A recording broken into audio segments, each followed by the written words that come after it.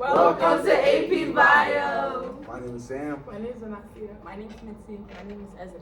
My name is Ezra. My name is Melanie. And with these tips, you're going to get a 5 on the AP test. First, we're going to be talking about note taking. Make sure your notes are very concise and very straight to the point. Don't try and fluff it up. Make sure when you're writing, it's very detailed.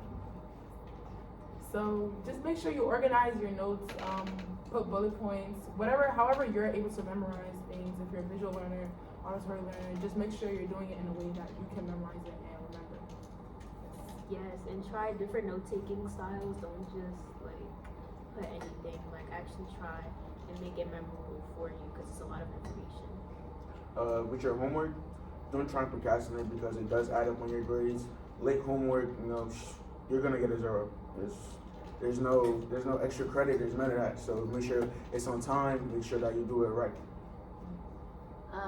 I would say make sure not to be absent that much, especially because sometimes you don't want to come to school. Make sure you keep in contact with your teachers, saying that you're gonna make up your work. Because if you're not in contact and you don't make up your work, you're just gonna end up with a 0, and then at the end it's just gonna affect your grade. Yes, and do your homework when you get it, especially labs and worksheets. I say you do those the day you get it, and then do your ed puzzle the night before another class. Yeah. Another thing is definitely like part of the test is the MCQ, the multiple choice part. Make sure you try and eliminate as much as possible to save time. If it doesn't fit right there, just try and eliminate it. For those FRQs, make sure that you stick to the allocated time. For those short FRQs, stick to 10 minutes, and then for the long ones, stick to 20 minutes.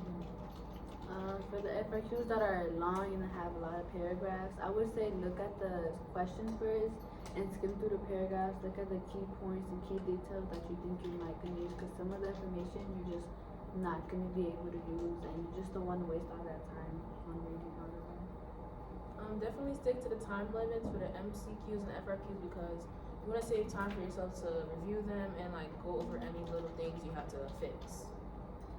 Yes, and if you know you're not that good at writing, I would say practice that for the FRQs because they're going to ask you to describe stuff. And if you know you're not like good at that, then I feel like that should be something you should practice beforehand. Another thing is reviewing for the test. Try and practice as much as you can with the workbook. It's definitely a good research tool that's going to help you with the AP test. A lot of practice exams, a lot of practice tests that are on there, they're going to definitely help you. Try to review at least like a month to a month and a half in advance and practice active recall. So like instead of focusing on what you keep reading, try and focus on what you can pull out of your brain. Like try and teach somebody, look in the mirror, and then we'll like test if you know your stuff or not. Yeah. And I also say use different websites. Use websites that will help you. Like we have Khan Academy, YouTube videos.